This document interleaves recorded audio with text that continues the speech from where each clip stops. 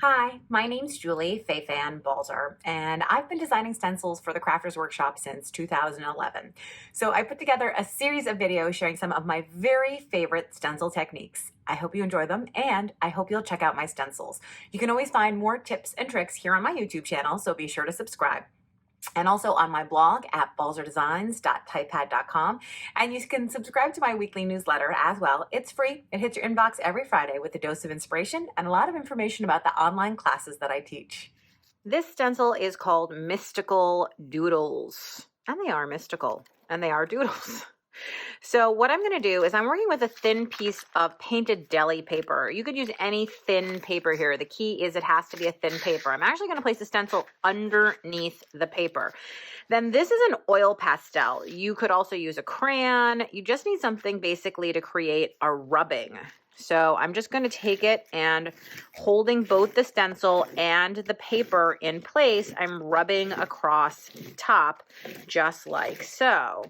And you can see that it's probably the quickest way you've ever stenciled anything because you can cover this entire piece of paper in less than a minute. And there is my stenciling. So let's try that again. How about this time with a piece of copy paper? So again, any thin piece of paper will work because in order to do a rubbing, right, you have to be able to go right through the paper and feel it. Something like watercolor paper isn't going to work because it's too thick.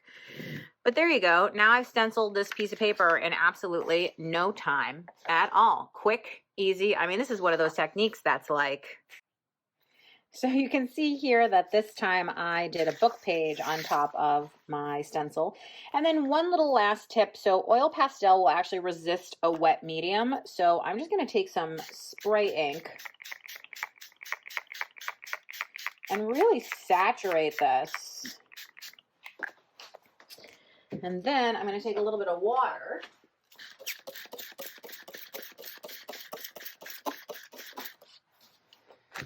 And then I'm simply going to take a piece of plain paper to blot it.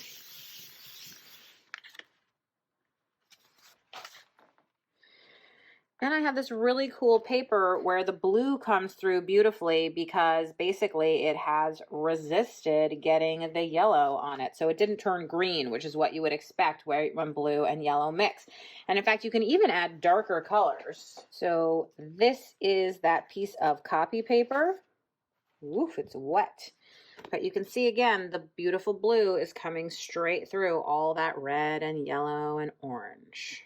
My papers are dry and ready to use, and you can see how great the rubbing still looks. I really like that you can kind of add the color behind. So of course you could add the color first or you can add it second, but either way, this is just such a fun way to go ahead and stencil.